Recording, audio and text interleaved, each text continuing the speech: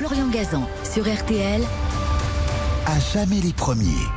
Et comme chaque matin, les week-ends de l'été sur RTL, on accueille Florian Gazan. Bonjour Florian. Bonjour pour À jamais les premiers, vous rendez hommage aux pionniers. Alors évidemment, ce soir, c'est l'arrivée du Tour sur les Champs-Élysées. Et j'imagine qu'on va parler vélo. Eh oui, Vincent, ce matin, comme dirait Yves Montand, on part à bicyclette. Eh oui, je vous emmène sur le Tour de France, remporté par 21 coureurs français depuis sa création il y a 118 ans. Parmi ses illustres vainqueurs, Louison Bobet, Jacques Anquetil, Laurent Fignon et bien sûr Bernard Hinault, dernier vainqueur tricolore en date. C'était en 1985.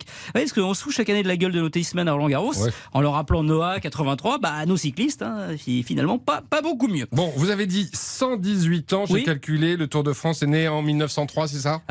Bon mathématiques, Vincent. Eh oui, créé par le journal L'Auto, qui deviendra l'équipe et dont les pages sont jaunes, ce qui explique aujourd'hui, en clin d'œil, la couleur du maillot du vainqueur. En 1903, ce premier tour, c'est un véritable marathon et on comprend mieux l'expression « forçat de la route ».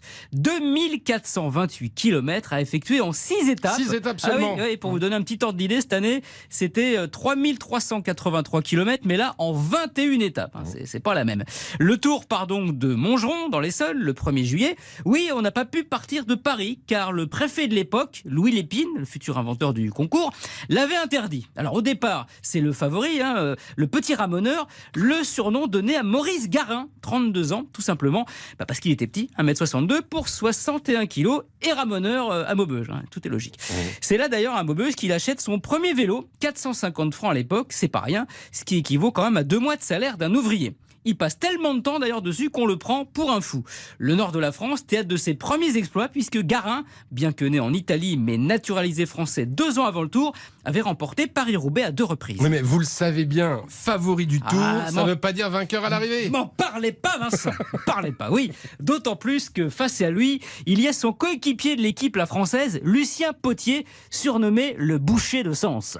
Mais Garin remporte la première étape entre Paris et Lyon. Il en gagne 2 autres, ça fait quand même 50% des victoires d'étape de ce premier tour, et finit donc naturellement vainqueur à Paris avec 2h59 minutes et 31 secondes d'avance sur Potier.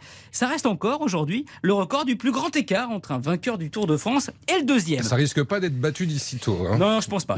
Le nordiste remporte au final 6125 francs quand même. La suite sera moins joyeuse. En 1904, Maurice Garin gagne à nouveau le Tour, mais est finalement disqualifié pour tricherie. Bon, faut dire, Vincent, qu'à l'époque, les courses cyclistes, c'est magouille et compagnie. On n'hésite pas à attendre des guet-apens pour péter le vélo de ses concurrents, voire leur péter la gueule. Il n'y a pas la télé qui suit, ni la radio. Le petit ramoneur à Beaunier, il est déclassé et suspendu 2 ans. Il met alors un terme à sa carrière et ouvre une station-service à Lens, où un vélodrome portera son nom jusqu'à sa destruction en 2012, honorant celui qui fut à jamais le premier vainqueur français du Tour de France et à jamais d'ailleurs le premier vainqueur du Tour de France tout court.